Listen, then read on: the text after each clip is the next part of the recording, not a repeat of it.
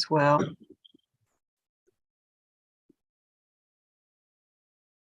All right.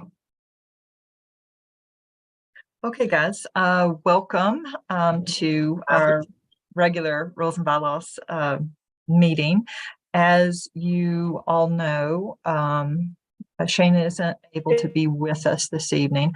I'm going to share my screen. Give me just a second.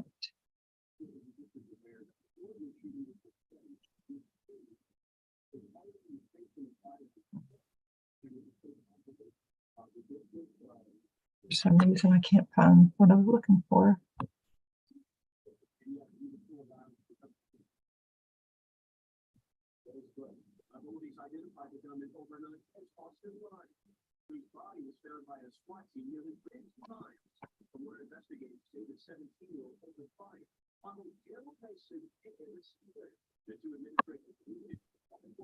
So if I click this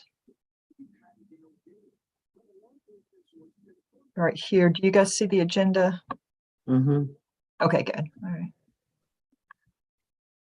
All right. So the first thing we'll do is do a roll call for attendance, and then we'll do an election for Chair Pro Tem.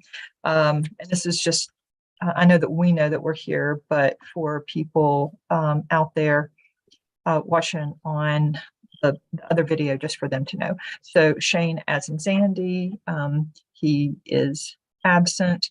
Bob Baker. I'm here. Matt Halterman. Present. Ray Whiting. Here. Deb McCarthy. Here. Maria Russo. Here. Judy Stevens. Here. And Selena Vickers. I'm here. And our parliamentarian, I believe that she is here as well. Yeah. Okay.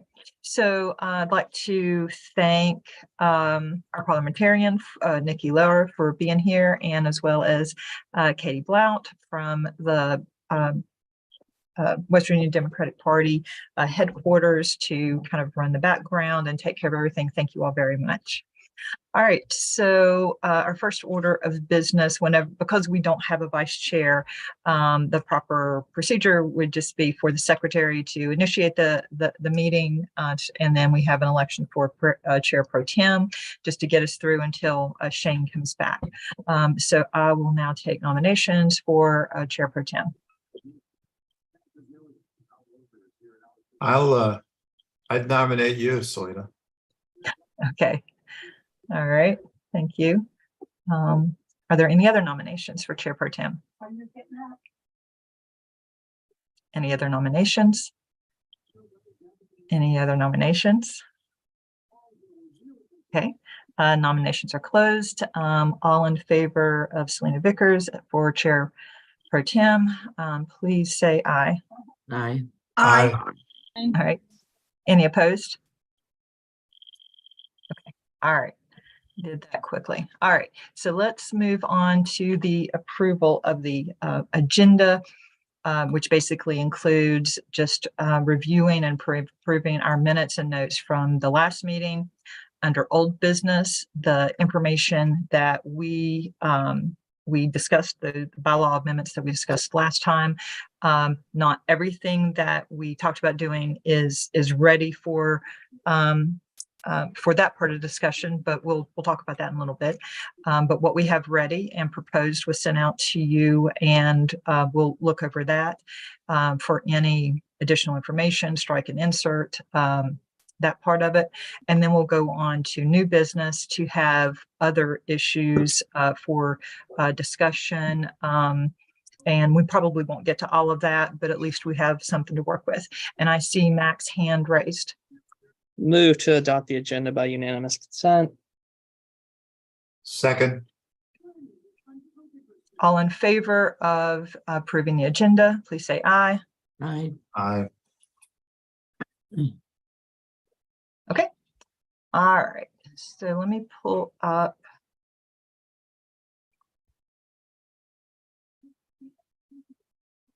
All right, so here are the minutes to our last meeting. And has everybody had an opportunity to read and review them, or would anybody like me to read them?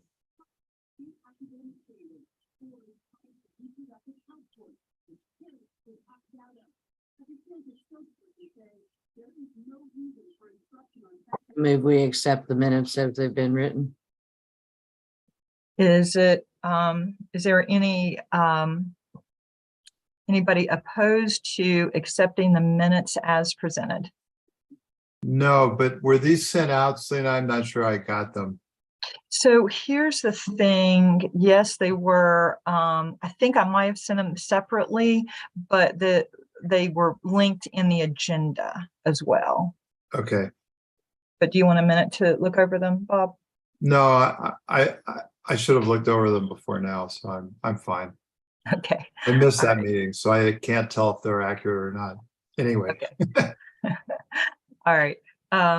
So if there's no objection to accepting the minutes as presented, I'll consider those adopted or accepted. Okay, great. All right, so now shoot, I think I closed the wrong thing. No, here we go. All right, so here is what we worked on last time. So to the left, here are what the current bylaws say, and here are the proposed amendments. Now, on the this very first thing is basically, as we go through these, we have articles, like as we add things, move some articles around, there will be article changes, section changes, and stuff like that. So Mac wrote this, and I'm glad that he did, because I was going to ask for us to do that sort of like at the end of, before we get ready to present.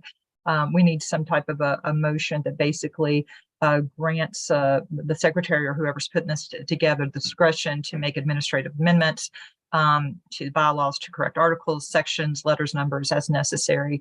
And I would also say any typographical errors or gender errors. There are some, he, his, I'm sorry, him, her type statements. I thought we had kind of got them at the last revision, but we didn't. So anyway, but there are now, Mac, I'll let you speak to this. Are you suggesting that we have like a motion to go ahead and do that now, moving forward, or is it just sort of a we will do this and then correct them all later?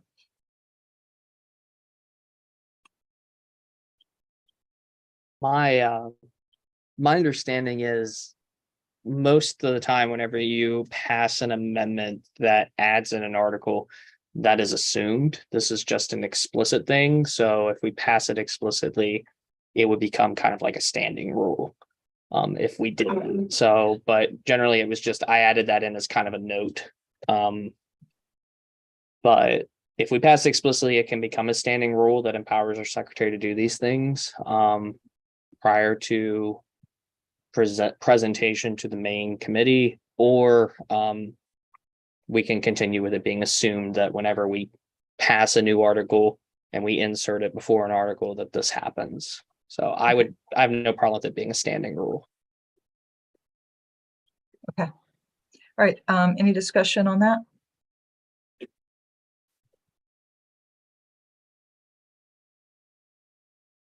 So my thought is we just make this go ahead and make a motion to this effect, and if it's approved, then we know that it will. We can just have I can just have the discretion to go ahead and do that as needed. And I make the motion that Selena is allowed to make any necessary edits that may come about on the bylaws. Is it okay if we just use the language that's right here, Judy? Yeah, that's fine. Okay. I'll second. Okay. All in favor? Aye. Aye. Aye. Any opposed? Okay. All right. I needed to be a gecko, have one eye here. Okay. All right. So, so now we have Article 1 here, the basic elements for an open party. This is the old language. And you'll see over here that all of this is being struck, but it's all, everything that's there right now gets moved down to Article 2. So just, there's good stuff in there. We're not getting rid of the good stuff. It's being struck for there. And the new Article 1 is titled The 6 Basic Elements of an Open Party. Now, I think I've spoken about this before, so I'm just going to give like a brief summation of this. The 6 basic elements basically came out of the 1964, you've probably heard of Freedom Summer and the Mississippi Freedom Democratic Party, Fannie Lou Hamer. So that was like a really, really intense convention in Atlantic City in 1964. And it was all about allowing anybody, especially Black people, but pretty much anybody other than white males, to be involved in the leadership of the Democrat, having different levels of involvement in the Democratic Party. And so that convention passed a resolution calling for a commission to address all this stuff. So that commission came up with these 6 basic elements. And then in January of 1968, the Democratic National Committee passed this as a policy, and said that all state parties were required to include these 6 basic elements in their party rules. And so there's a lot of drama related to that, but pretty much by the time we got to the late 70s, most state parties had been agreeable to that and were participating, appropriately in having this. I know for a fact at one time, the West Virginia Democratic Party did have the 6 basic elements in their bylaws. I have copies of old bylaws, and it looks like they went through a revision around 2007, and they struck, I believe, 3 or 4 of them. I can't remember, but anyway, and then they did another revision and they struck and started changing. And so I'm thrilled that these 6 basic elements are now being put back into the West Virginia Democratic Party bylaws. Now, as you read through it, a lot of it says like should, and should is different from shall. And I wish it did say shall in some of these places, but you will, as you read through it, this is basically sort of the spirit of the openness of the Democratic Party. And so there might be different things in here where we go into more specificity about the openness of the party, but we are meeting the standard of the party, which is official party policy, by just having these listed in here. And I see a hand from Judy.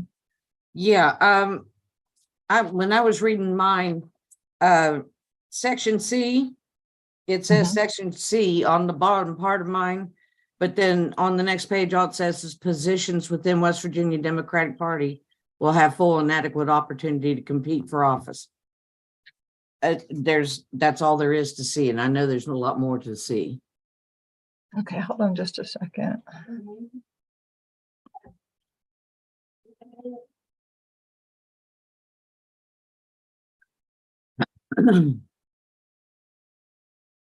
Okay, so this is the document. This is the document in our governing documents that, is this what, Mac, when you this in here, did you copy and paste from here, or? That is what I pulled from, yeah. That's what I thought. Okay. Now, so this would be ABC. So C would be 3, right, Judy? Yeah. Well, no, C would be 4.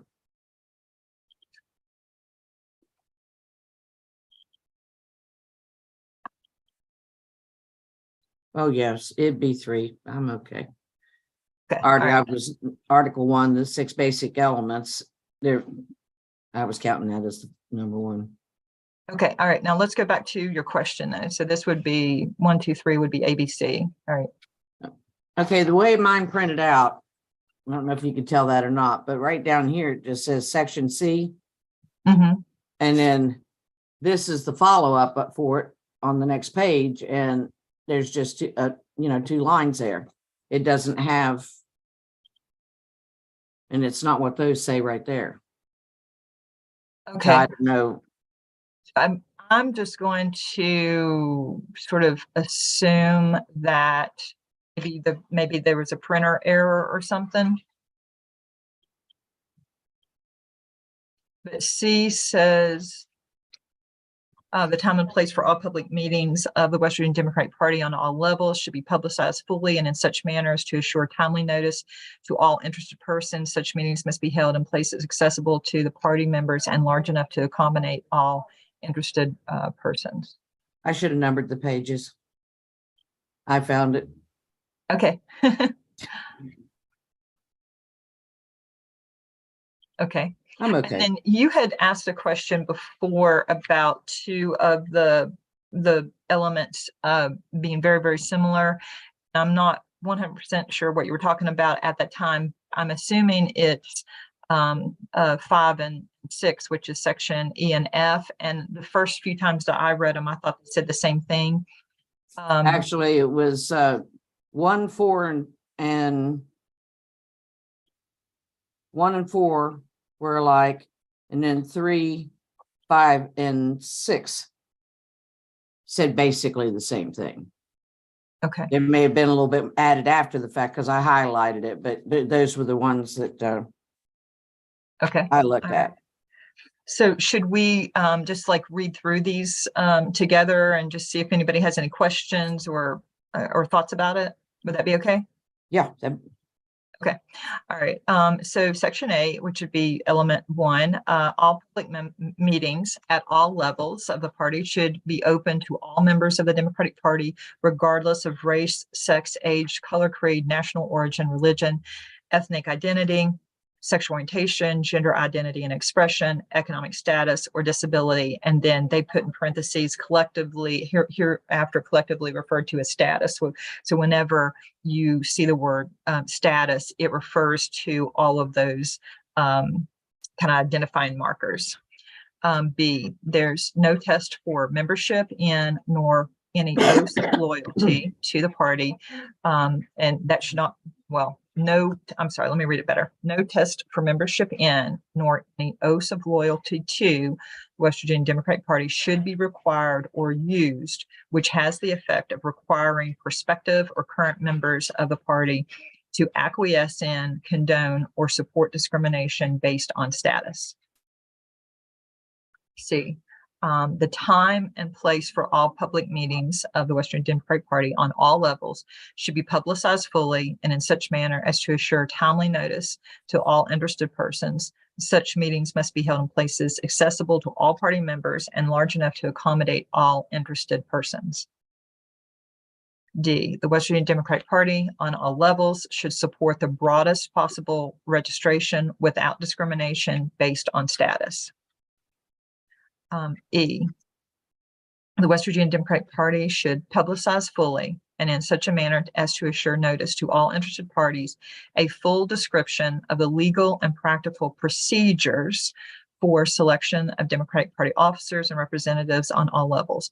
Publication of these procedures should be done in such fashion that all prospective and current members of each state Democratic Party will be fully and adequately informed of the pertinent procedures and time to participate in each selection procedure at all levels of the Democratic Party organization. The West Virginia Democratic Party should develop a strategy to provide education programs directly to voters who continue to experience confusing timelines for registration, changing party affiliation deadlines, or lack of awareness of the process for running for delegate, to ensure all Democratic voters understand the rules and timelines and their impact on voter participation. And Section F, the Western Democratic Party should publicize fully and in such a manner as to assure notice to all interested parties a complete description of the legal and practical qualifications of all positions as officers and representatives of the state Democratic Party. Such publication should be done in timely fashion so that all prospective candidates or applicants for any elected or appointed position within the West Virginia Democratic Party will have full and adequate opportunity to compete for office. Okay, in section F, it says the exact same thing as the first part of section E. Yes, so that's what I used to think too, but the difference is, What comes after? no, this one, sorry. I'm not trying to be a pain. This one, it talks about the procedures for selection. And this one talks about the qualifications of the positions. So it's a very similar language. It's just that little bit is different. And so think about it this way.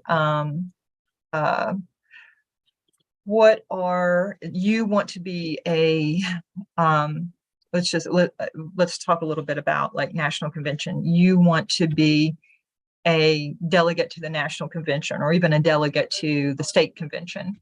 And how do you know what to do, right? So there should be, if anybody wants to have that opportunity, it should be fully publicized what that process is, and how that selection process comes, because we all know when there's election, you need to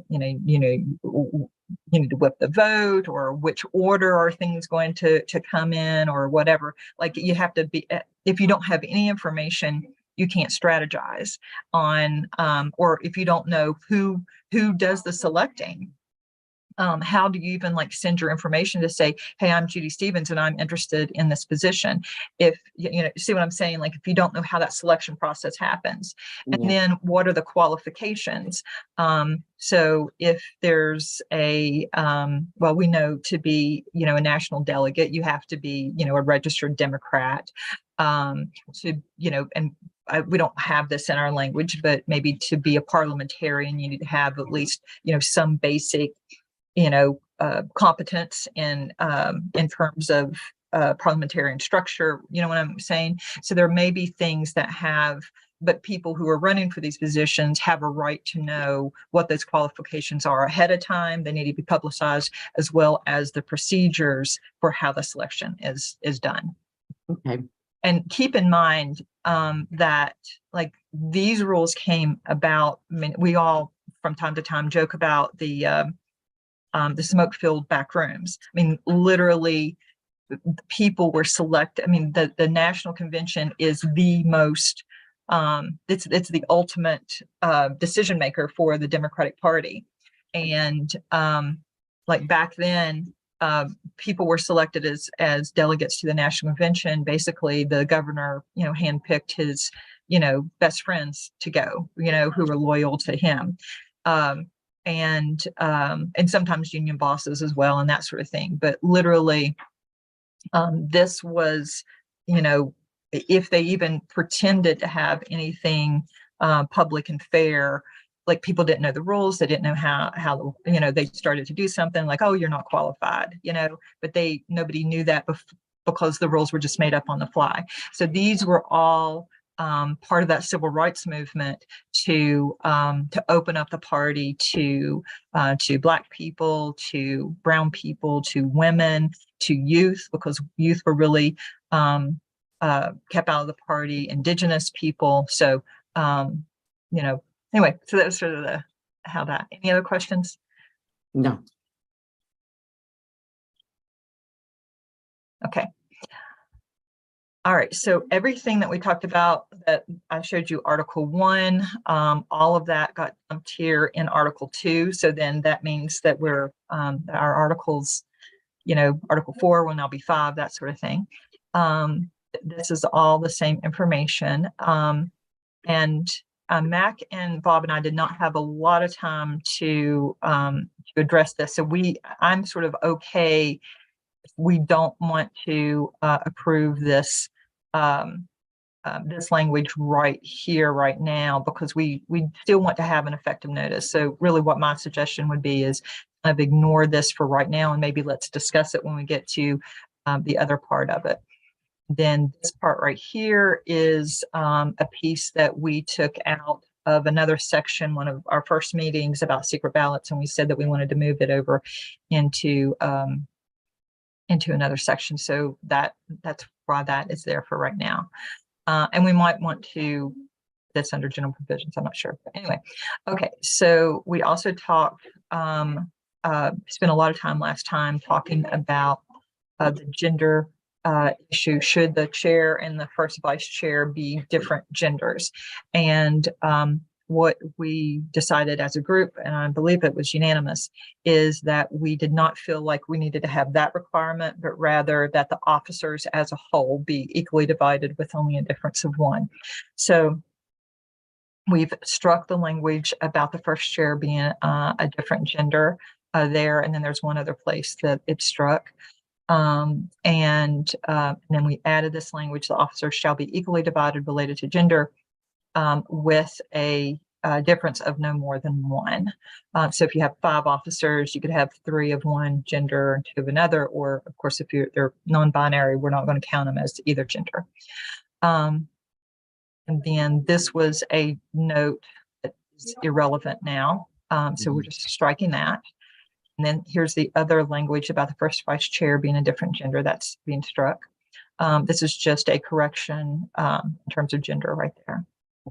So, all right, so I'm going to open this up for, anybody wants to discuss any part of this, add, strike, insert, whatever.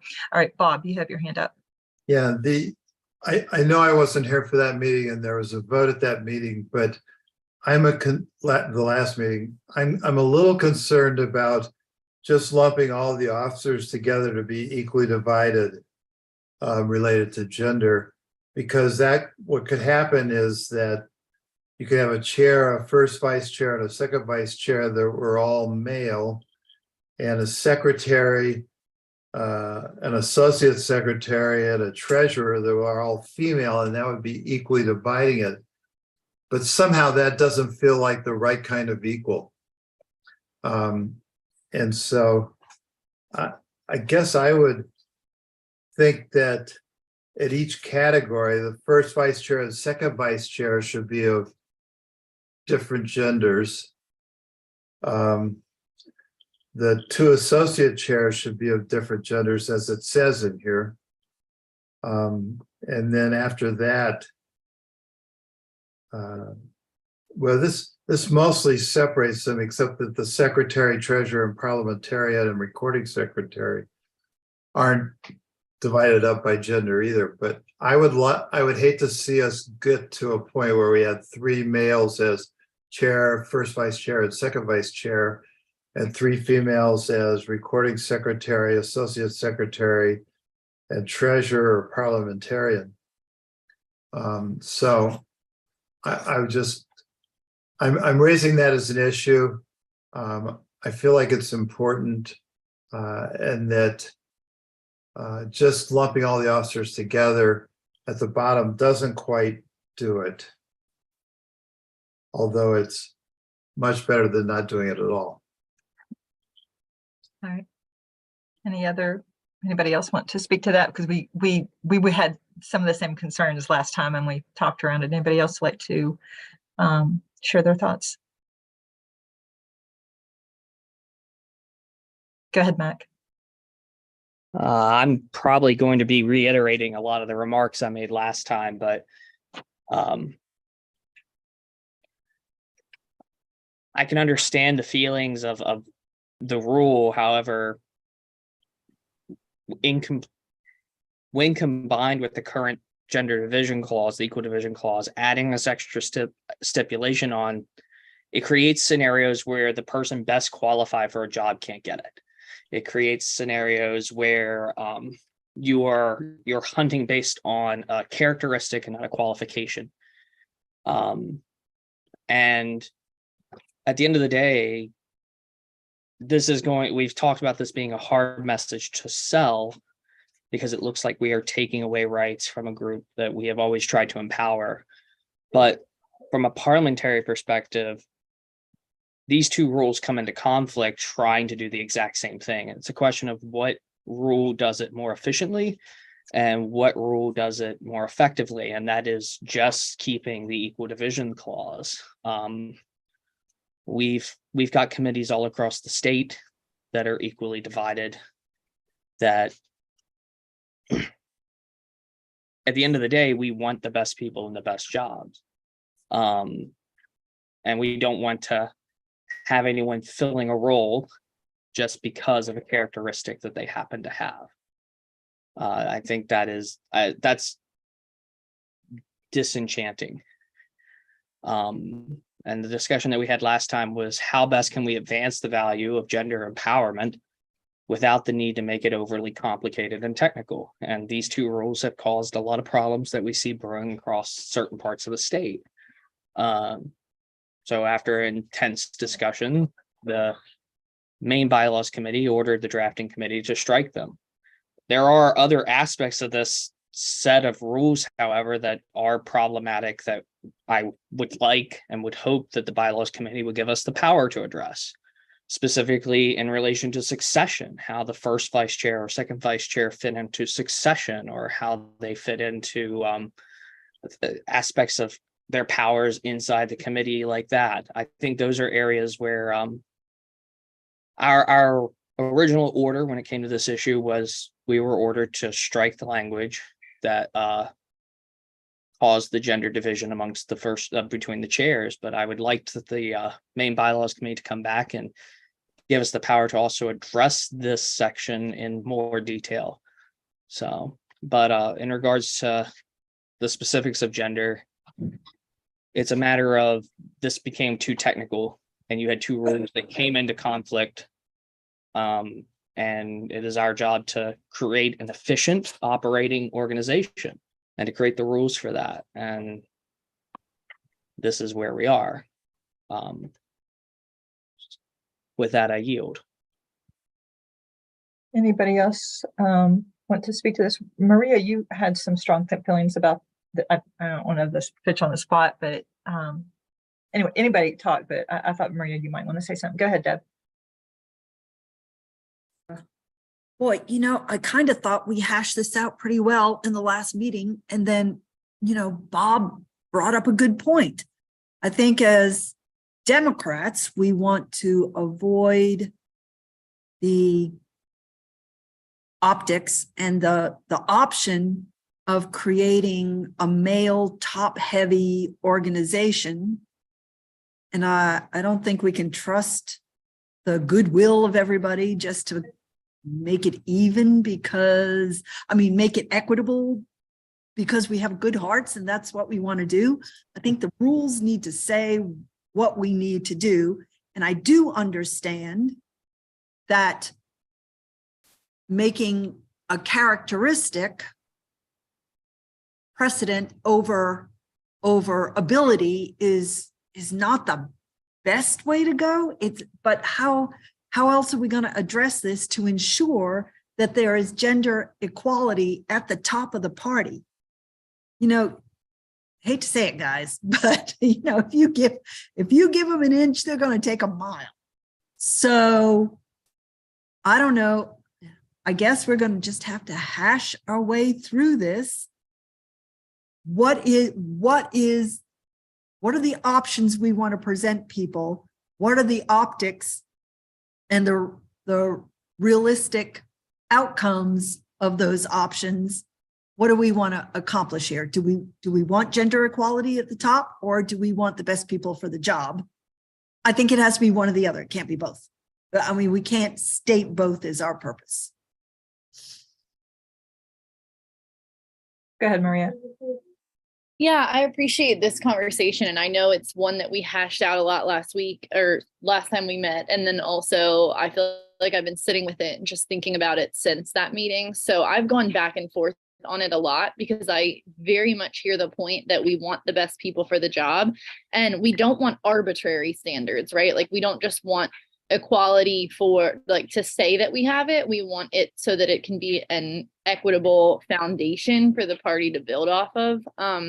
So I feel like I've gone back and forth in my mind on how to actually do that and how to best do that. And I still feel torn. I don't feel like there's a single solution because I hear the dichotomy of we want the people who are best for the job versus we want gender equality, but I'm also wondering if we can have both. And I don't know if there's a way to split up, like, you know, well, yeah, it just, I feel like we have the risk of overcomplicating it, but then also, yeah, so my point last time was I think that it's an important distinction to have in there that the chair and vice chair be of different genders just for different representation at the top as stated. And one of the arguments was kind of like, well, there's a lot of women in the Democratic Party, so we can trust that some of the most qualified people will be at the top. But we, like, I think it was Deb who just said, we can't quite trust. Like, I just don't want to put it in like trust's hands.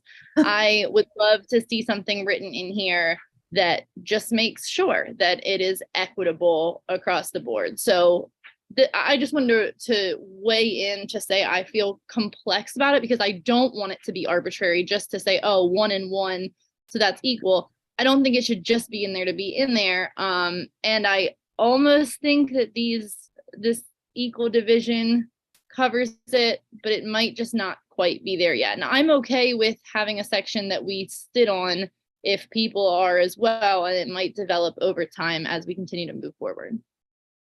Yeah, let me, Mac has his hand up. I just want to say one thing that I don't know that, well,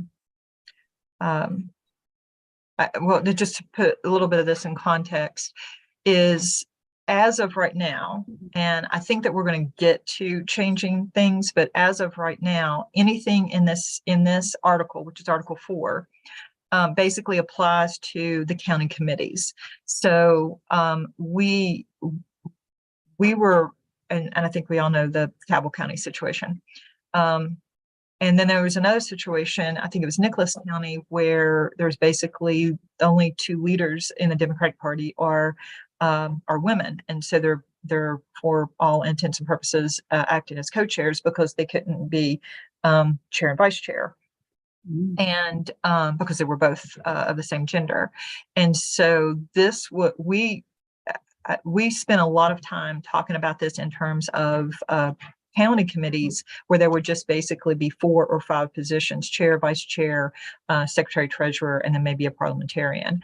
And so anyway, that was a lot of our discussion. And to be quite honest, we didn't really think of it.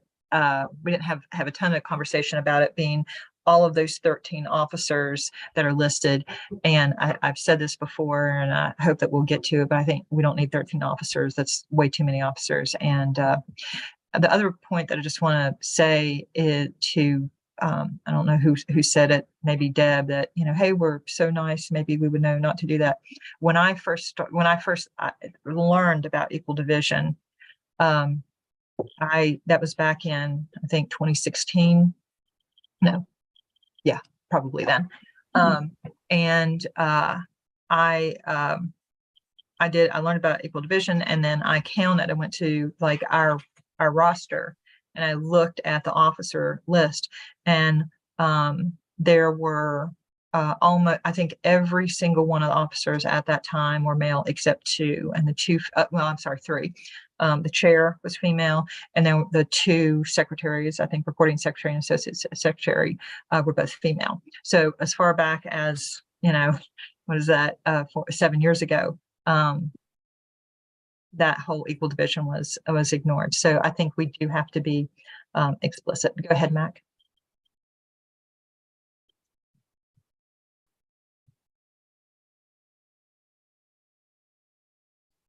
Mac, I think you had your hand up. I was going to ask the chair if we could call in an expert on the issue, but I don't really feel it's worth pushing. Bob, go ahead. Yeah, and I was just going to say maybe we could do equal division of the two vice chairs without any consideration of the chair being of a particular gender. So that you don't have any more than two of the three from the same gender. Let me just ask a clarifying question. Are you saying that we clarify some type of equal division amongst the state executive committee chair, first vice chair, and second vice chair, and maybe have a different rule for county committees in terms of equal division? I guess what I was saying is that we don't pay any attention to gender in electing a chair, and that the vice chairs be of different genders at the state level. State level, okay. And then that would also be true if there are two vice chairs at the county level. Okay. Yes. Raleigh County only has one vice chair, and we just lost him anyway. But so we don't have two vice chairs, and it seems to make sense to have the vice chair be of a different gender than the chair. All right, so give me just a second. Let me write out what I think you're saying. Or if this, I mean, I'm not committed to this language, but what it would be like, however, there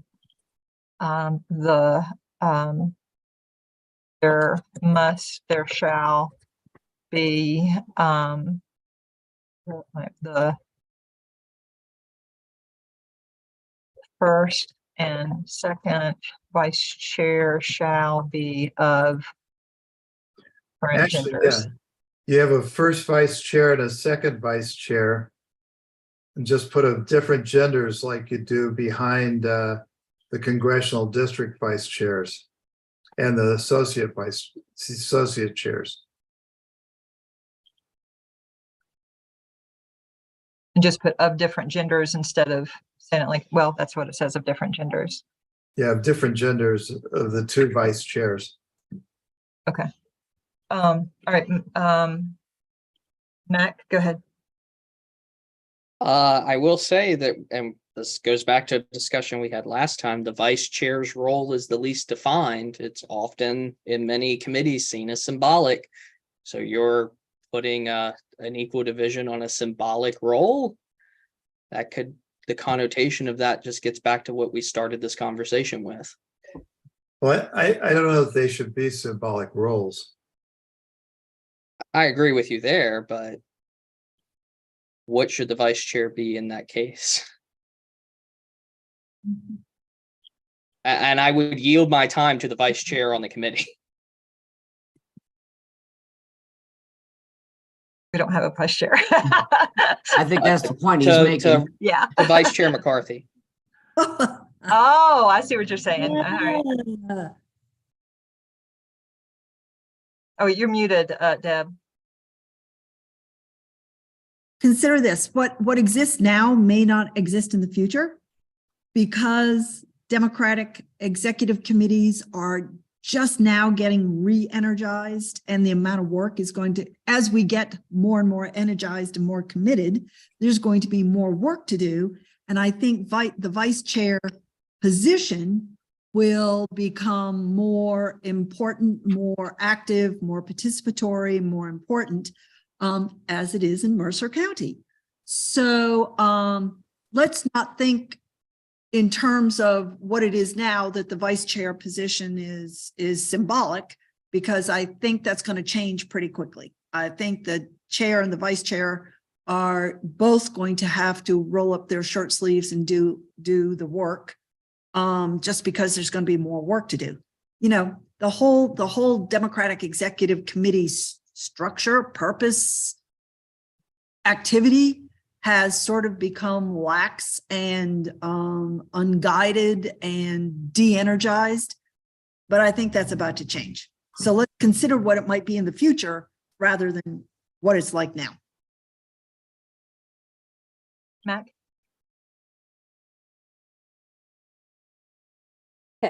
My bad. It's me. Oh, hey, Nikki. Hi.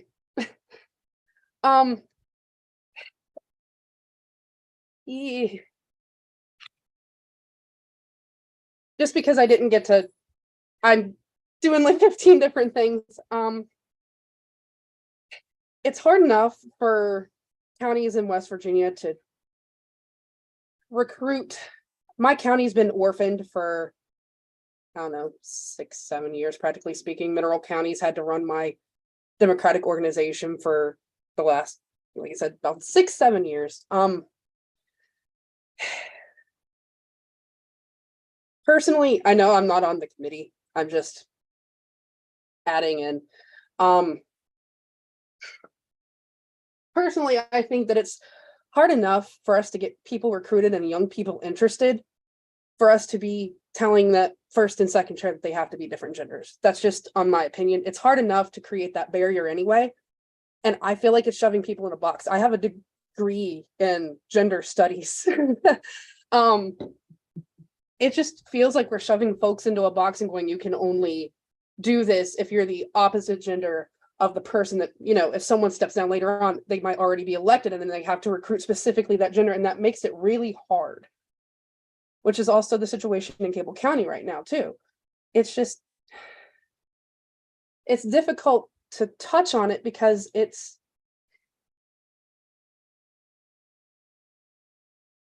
but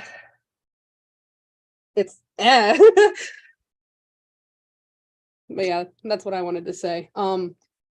I yield.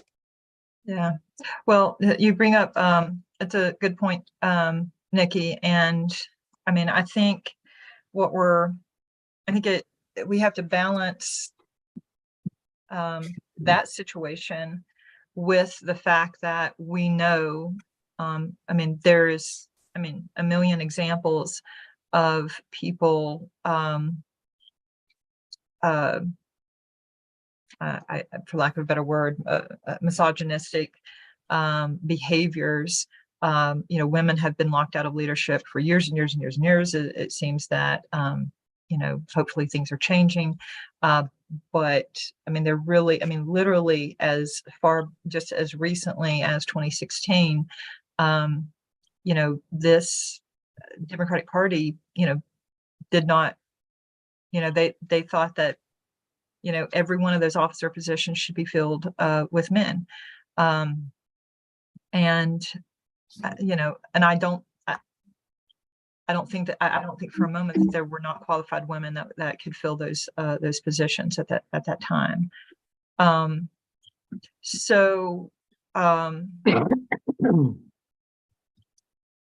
All right, so I think one of the things that really it kind of stands out to me is that we're going to have, I really think that we're going to have maybe different rules for, and I was hoping we wouldn't have to, but different rules for county executive, for everybody else in the state executive committee.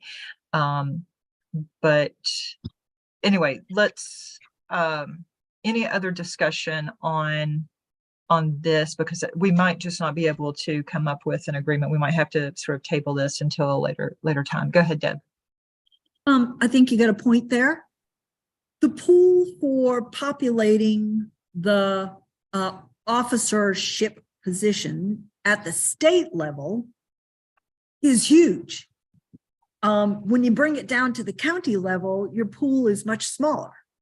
So maybe in recognition of just the number of people you have to work with, maybe we do need two sets of rules. And even in counties, like Kanawha County has a lot more people to pull from than Wirt or Pendleton, or, so I think maybe two sets of rules for county versus state level, maybe that would work. Also, everybody just marinate on what is it exactly we're trying to do here. Are we going for gender equality in our leadership? Or are we going to sacrifice, and I don't really want to use that word, but sacrifice the importance of gender equality for attracting people who have the skills and talent and ability and time? I don't think you can have both. So we're going to have to choose, I think. Judy? Yeah, and then when you bring into it, the non-binary, the gender question, that kind of thing, it's gonna make it even more complicated.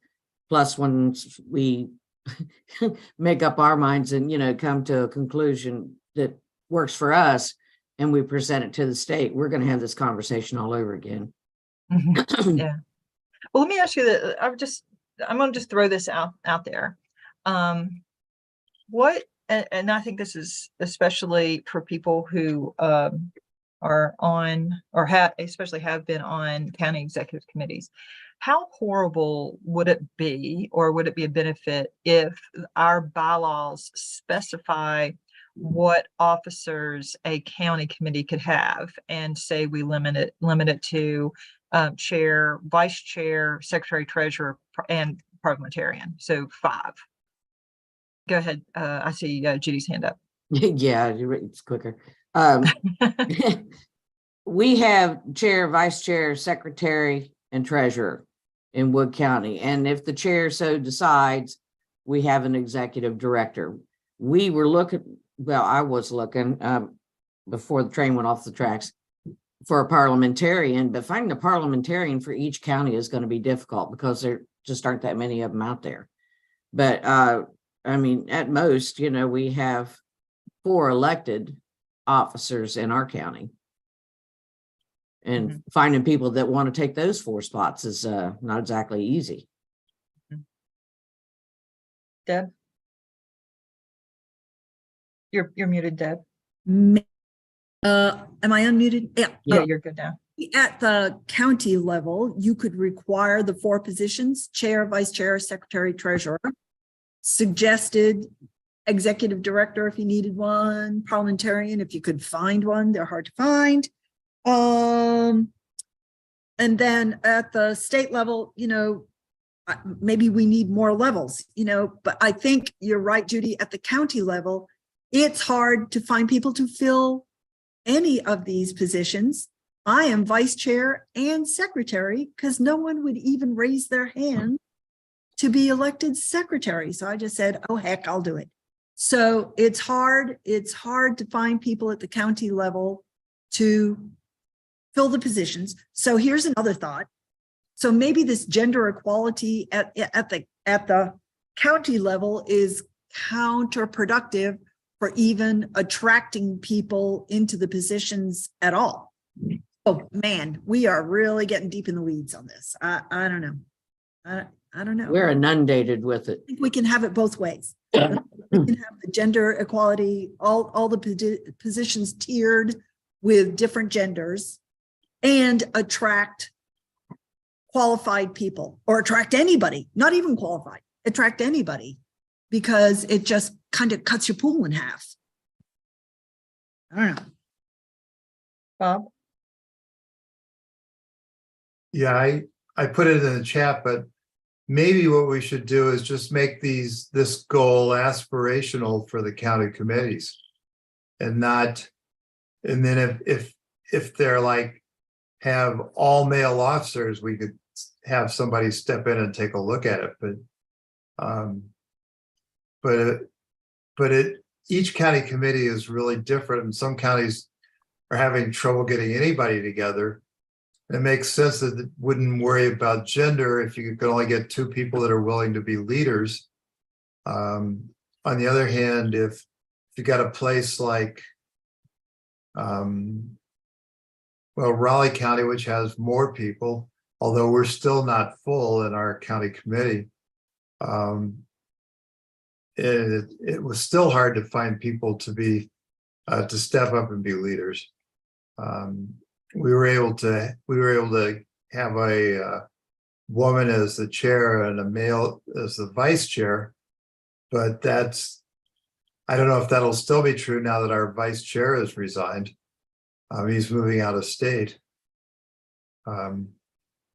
So and in places where there's more than enough people, and there's plenty of leaders from both genders, like perhaps Mon County or Kanawha County, or Wood County even. I don't know about Wood, but make it still aspirational for them, as long as they understand that they have to really try to live up to that. Let me just make a comment about the chat. One of our standing rules is that we don't put stuff in the chat unless it's like a motion or something. I mean, you can, I just have to read it too, because the people that are out there on YouTube can't see the chat, and we want this to be open. So I'm just going to read these. Mac at 722 said, Nikki, put, I just worry that will make folks disinterested, as well as make it harder for orphan counties to get started up. And then Bob at 724 said, maybe we should make it aspirational for county committees. Thank you. So, all right, so I think we're at a little bit of at an impasse right now. I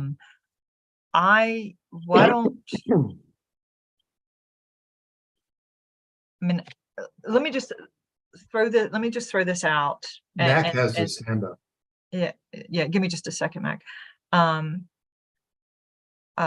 Let me just do a little straw poll. Okay. Let me wait to talk to Mac first, and let's hear from Mac, and let me do like just a little straw poll to just get a sense of where people are. Go ahead, Mac. I'm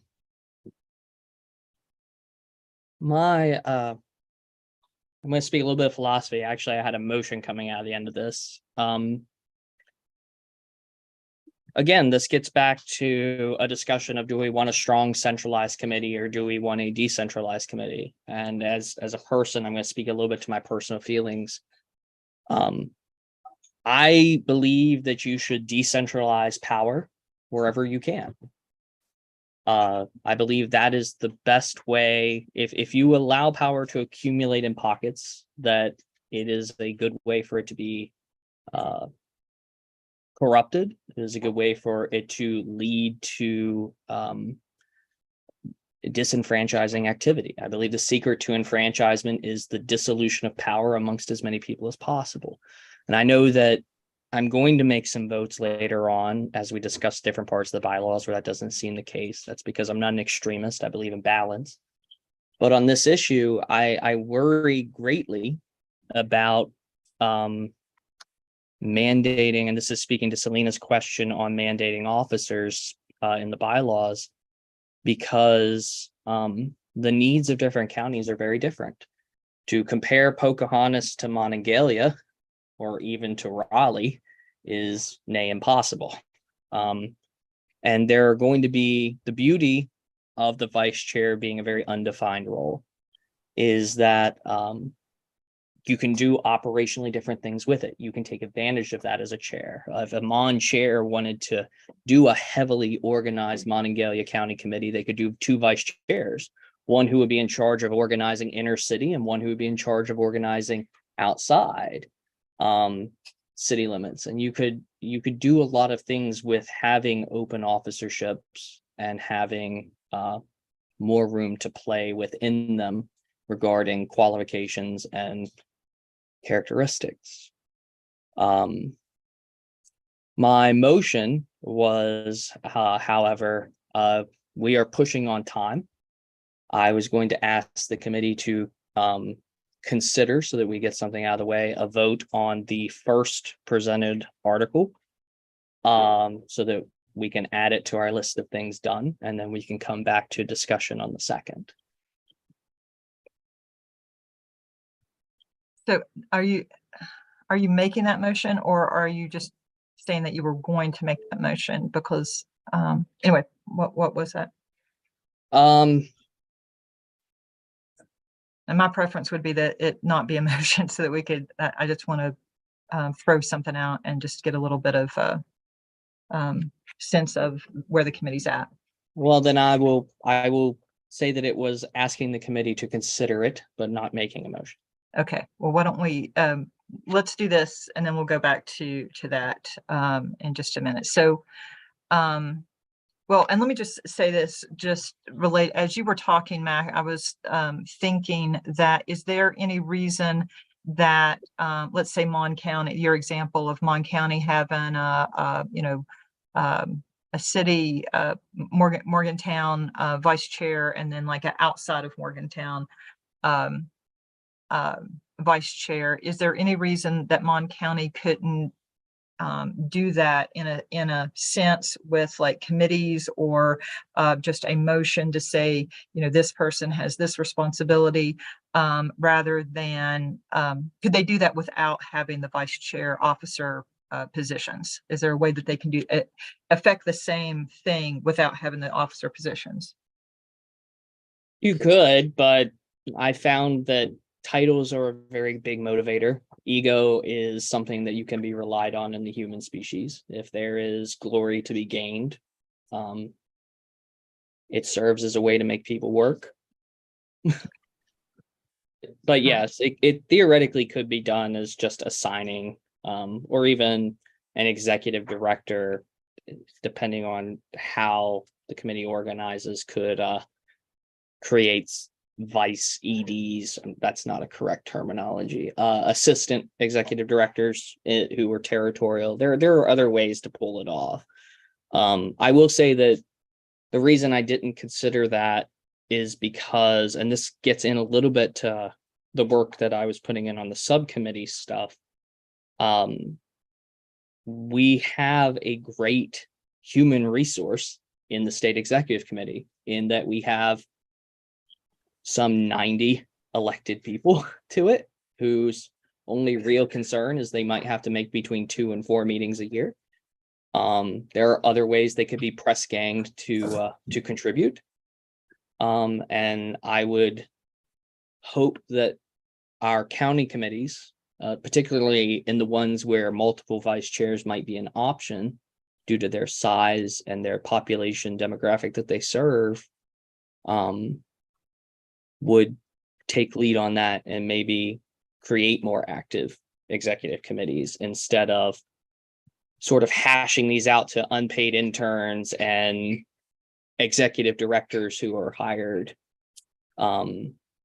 because we are a resource, and we are an elected resource. We are a representative resource on these executive committees, both at the county and state level.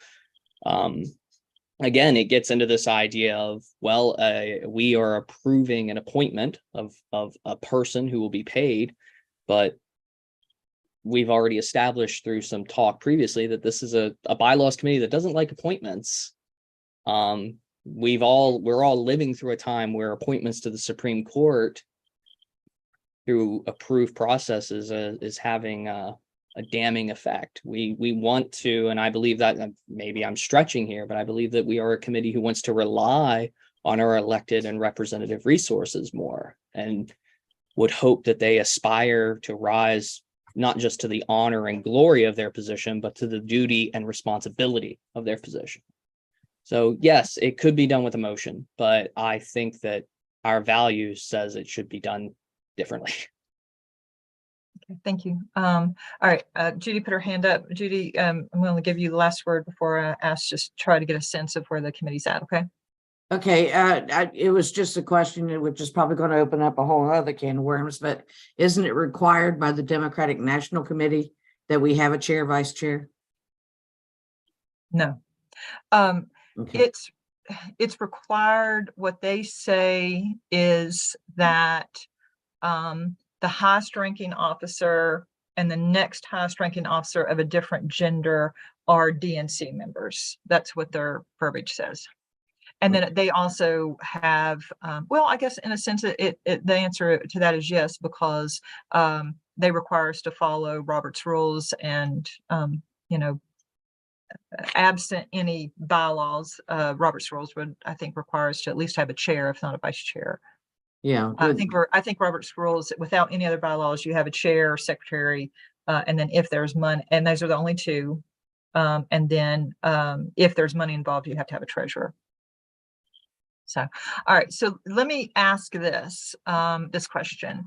How do people feel about the top 3 officers in the state executive committee? So I'm just talking about the state executive committee right now. So the chair, the first vice chair, and the second vice chair. There's 3 of them. And how do you feel about our language saying that those, the chair could be any gender, but the first and second vice chair have to be of a different gender? How, From each other. from each, yes, from each other. Yes, it doesn't matter what the chair is, but the first and second vice chair have to be of different genders. So I'm gonna I should probably do sort of like a roll call on this just to get a sense of this. Deb, how do you feel? Is that a yes, I think we should do that, or no? Yes, I think we should do that. Mhm. Okay. Next I see Bob. Me, I think we should do it. Okay. Judy, Yeah, Mac, I'm voting present because I'd like to hear more about the nuance concerning our other minority and protected populations in that scenario. Maria, Yes, I support that. and Ray. I support. Okay. And I think I am supportive of that too. Mac, do you want to elaborate on your thoughts? Are you asking if there would, I think you might be asking that, would we also require any diversity consideration of those three positions? Is that what you're asking?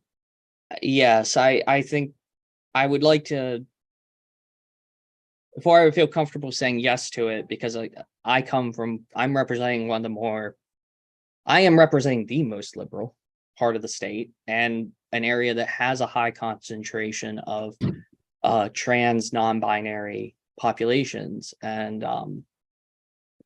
getting back to we are representatives, I'd like to know how that nuance and diversity, that should one of those populations be fortunate enough to have the honor to represent at such a high level as chair or vice chair, the rules that would govern that situation. Again, that's very similar to something we've seen in the county committees. So that led to this very topic.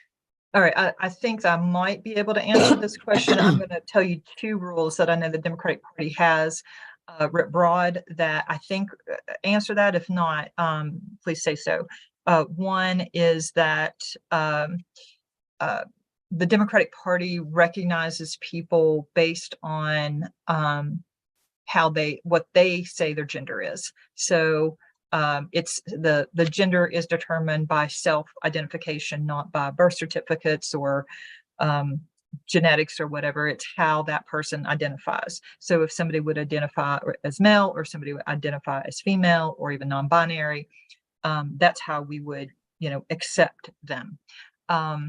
The other piece of it is that if people, in terms of equal division, if people identify as non-binary, and you're sort of like, okay, we've got 15 people and we're counting up by gender, and we're counting up, trying to make sure that we're equally divided, and we get to somebody and their gender is non-binary, we do not count them as either male or female. So they are not considered.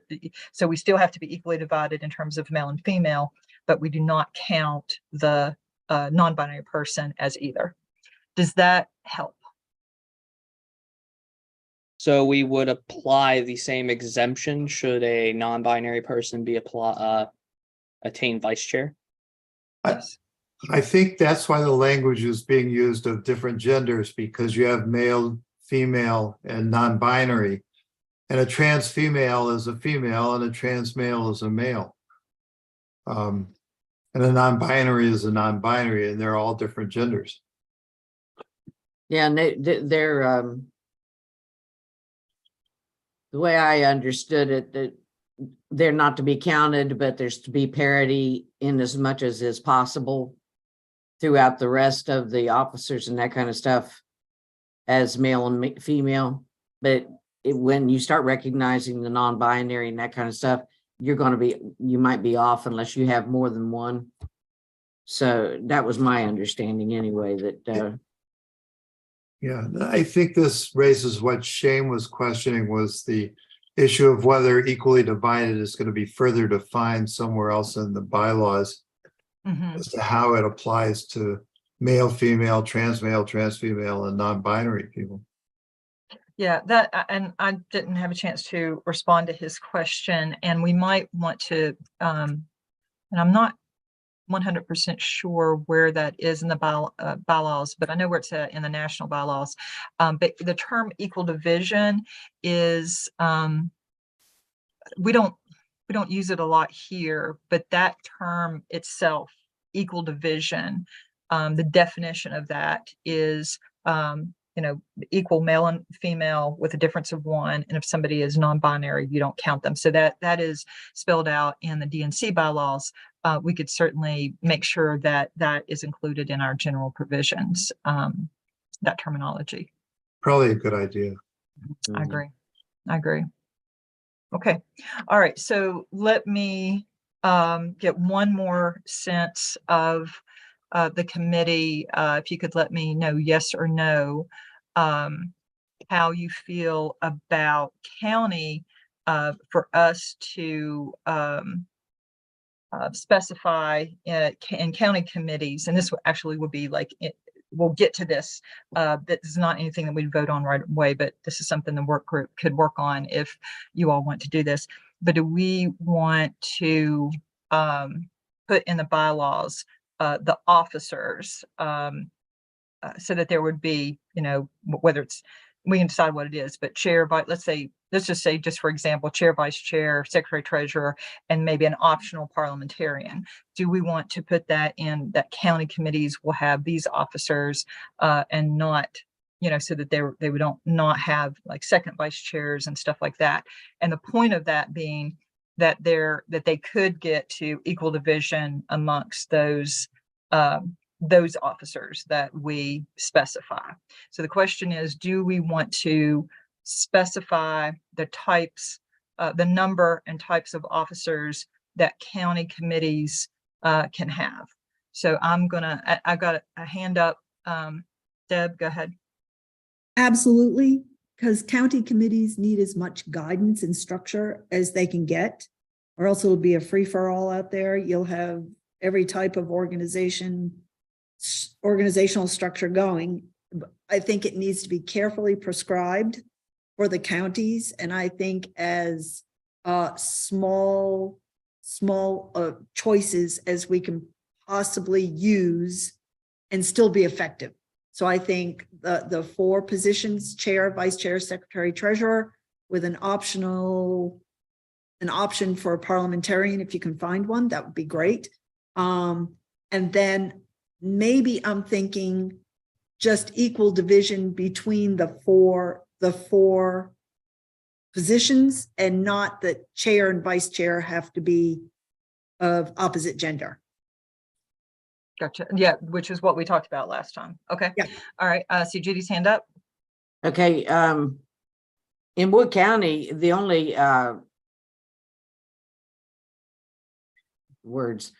like if we have a female chair, we have to have a male vice chair, but the secretary and the treasurer, those could both be male or both be female, or not non-binary, whatever. The parity only counts for the chair and vice chair. That was my first opinion. And to add to Debbie's appointment with the optional appointment of a parliamentarian, also optional appointment of an executive director, which kind of fills in as the second vice chair, though it doesn't have that name, and they can be fired if if they're not any good. But it's an option for the parliamentarian and the executive director. Okay. All right, Bob. Yeah, I would like to say that I agree with Mac, what Mac said earlier about decentralization of power being the best way to go. And I'm thinking that it doesn't make sense for us to specify exactly what county committees should be structured like, other than that they're made up of whoever's elected. And they can elect a chair who's not necessarily elected from the people. That maybe what we need to do is encourage them to have their own bylaws to set out whatever structure makes sense for them, with aspirations of having an equal division. And then as far as what Mac was saying earlier about other minorities, such as African Americans or gay people or Latinos or whatever, I think we ought to think about how that can get structured into our leadership, even though we have, in the case of most every minority group, we have a very low percentages in West Virginia. And I think when we get to the affirmative action section, we can have more of that conversation, but Yeah. thank you for that, Bob. Okay, Mac? I'm a lot closer to Representative Baker's position, but I would be willing to take the Deb's compromise. I do believe in decentralization, particularly because we are facing a recruiting crisis. That's been evident for at least a decade, and the gender division could add more complication to that. If we're specifying officers, I do think that, and we've talked about this member to member, me and several other members. There should be a requirement that counties have their bylaws on file with the state committee, because at the end we are the I agree. organization that has to resolve those disputes. They will end up at us eventually, whether it is through our wishes or not. And in regards to representation, we have 2, perhaps 3, depending on Riley County's outcomes with its vice chair. We have 2 counties that, when the gender division clause was taken away or was not followed, they led overwhelmingly to women gaining either total power in those committees or overwhelming majorities, super majorities. So I feel that the argument could be made that maybe at the county level, the rule could even hold back women from having power positions. And Shane made a good point. We are the Democratic Party. We are driven by women's involvement. This train does not leave the station without them. So I would, for the sake of compromise and moving forward, I would be able to accept the McCarthy amendment, but I stand much closer to Bob's position whenever it comes to, I would like to just see decentralization. We require their bylaws. We arbitrate based on that, and we allow our county committees, who know their territory the best, who know what they have to do to succeed in it, the opportunity to create a structure that gives them the best likelihood of succeeding. Thank you. Now, I'm not thrilled about requiring bylaws, but I love that the idea that they have the option of developing their own bylaws that are consistent with ours. I think they should absolutely have that opportunity. But a thought that came to mind as we were talking through this is, what if we prescribe to the county committees an at least? You have this is the minimum officers that you have, and then a clause that says you can develop your own bylaws and add other officers, as needed, or depending on, we'd have to figure out the language. But would that work? So if we keep this language in here, the state executive committee specifically, those top 3 are basically equally divided. The first and second vice chair have to be of different genders. And then when we get to the county part, we have a minimum with the option of them adding others based on what they need to do in their county. Go ahead, Judy. Shane said at our last meeting that the County Chairs Association is working with the counties to develop a form of bylaws for each county. It's going to be, my understanding was is that they're going to create a document that, you know, will apply to all of the counties, and they're trying to create it together in the County Chairs Association. So Yeah, I think that's mean, a it may- template that they can adopt. It's not a requirement though. And I think Oh. that's, yeah, that was my understanding, Judy. Okay. Mac, and that would actually fit in with that, but go ahead, Mac. I moved a call for the orders of the day at 7:56. All right. So we are on this part right here.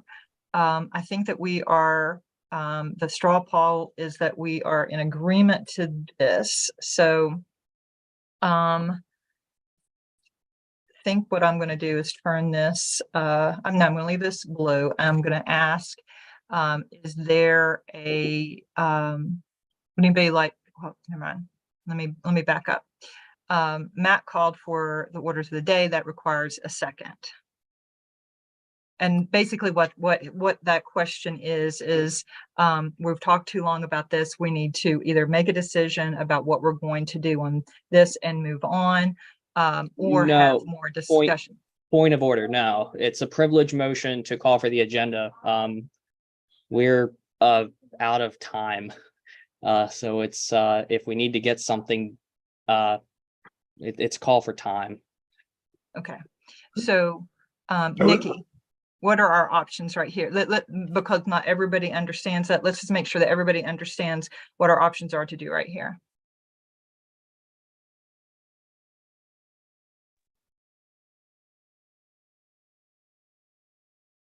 Ask the question one more Sorry. time. You broke up.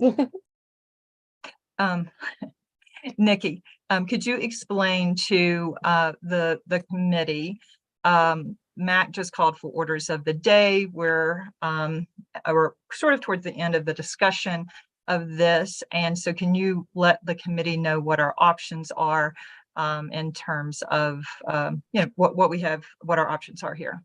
Because we'll have, I think, go ahead. So the chair would decide well to call the orders of the day or to adjourn.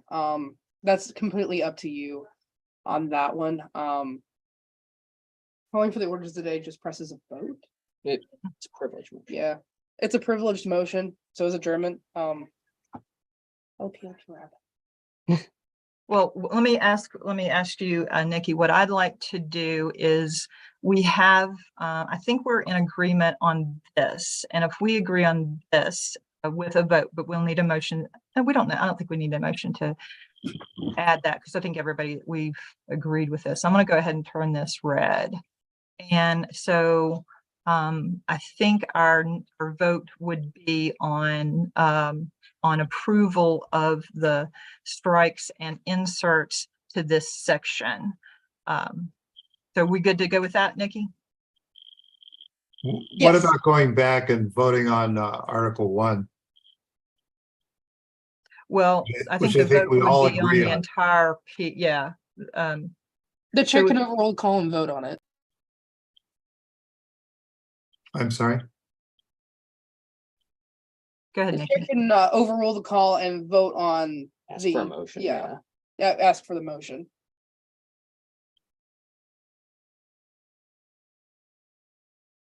Let me make sure I understand what, so Bob, what I was suggesting, and you can say, what I was suggesting is I thought that we were in, if I'm wrong about this, but I thought we were in agreement about this whole section here to the right, all the red, which has been added, and then all Right of up the to there for strikes. sure.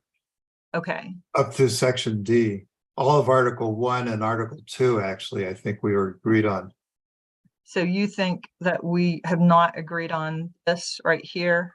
I think we have, although we talked about other language to give certain direction to county committees. I don't know if that would go in here or somewhere else. Oh, we could put, yeah, that my straw poll questions about that were to give the work group basically permission to and direction to address that in our opportunity to do that. But for this is right here is for the state executive committee, and I think that we're in agreement on this language for the state executive committee. I think that's right. All right, so let me just let you look over this one more time. So here, the proposed amendment, basically turning Article 1 into Article 2. Article 1 would now be the 6 basic elements. Then Article 2 is everything that was in Article 1. That's the red. Yeah, this go ahead, read this. This is about notice to meetings, just add some clarification about sending notice to the meetings. And then under the officer stuff is the discussion that we had about the first and vice chair do not have to be of different genders, but the first and second vice chair do have to be of different genders, and the rest of the officers are equally divided, and then that one kind of gender change. So is there a motion to accept these proposed amendments as they are currently in this document? So moved. I second.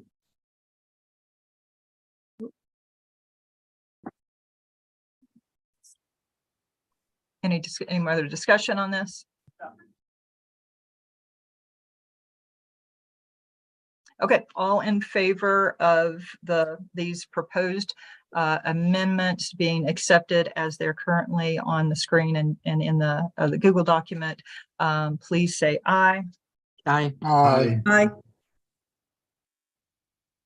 Anybody opposed, please say nay. Aye. Not nay, aye. Okay. All right. So all of these are now adopted and will be put into our proposal. All right. So we are at 8:02, and I guess so. Mac had called for orders of the day, which we're at the end of time. I think what I would like to just ask is sometimes we go to 8:30 and sometimes we don't. Is there any stomach for looking at the next group of things that we could look at? Or is there any, I guess, is there any stomach for having any further discussion about, the next group of things for us to discuss? Where are you guys at with that? You want to stop here? Okay, so we do have subcommittee stuff that will give us plenty of work to do over the next 2 weeks. So I think that we're okay on that. All right. All right. Is there? Let me just look and see when our next meeting is. Whatever 2 weeks is. I believe it's April 6th. April 6th. I think you're right. All right, so our next meeting will be April the 6th at 6:30. So anyway, so I've got hands up. Mac? I'll yield to Maria first. Okay, Maria? I just want to once again thank the work group for all of the work that they've done on this, because I know that you all are doing a lot behind the scenes. So really, really just wanted to thank everybody. I know that these conversations on this group are only a portion of all the work that's being done by you all. So thank you again for continuing to help push us forward, because it's very helpful. And with that, I can yield to Mac's comment, and I'd also like to move to adjourn.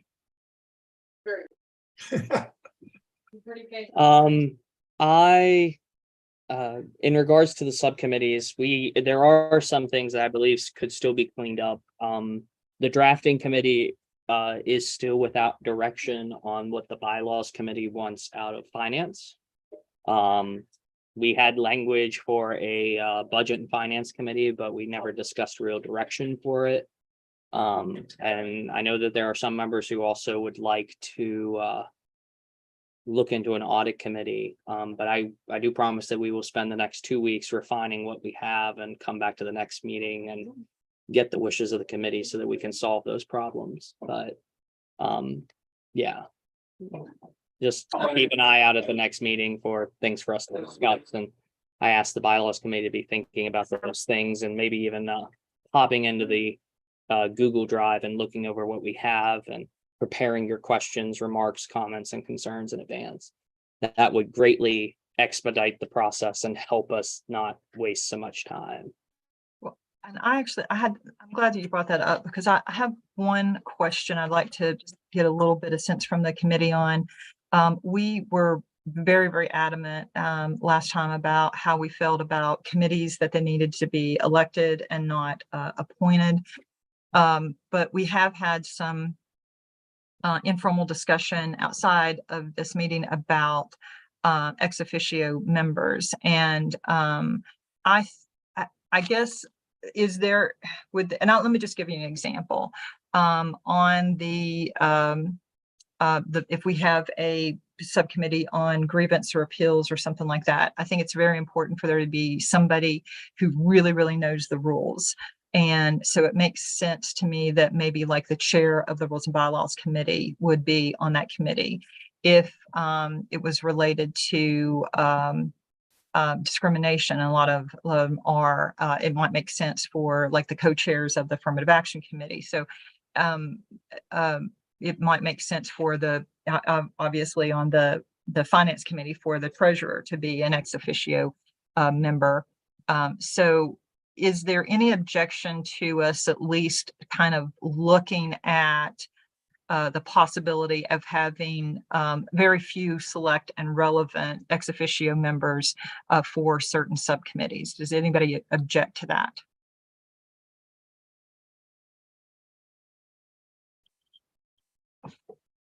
Okay, hearing no objection, I'm gonna say that's okay for us to at least explore that. Okay, all right.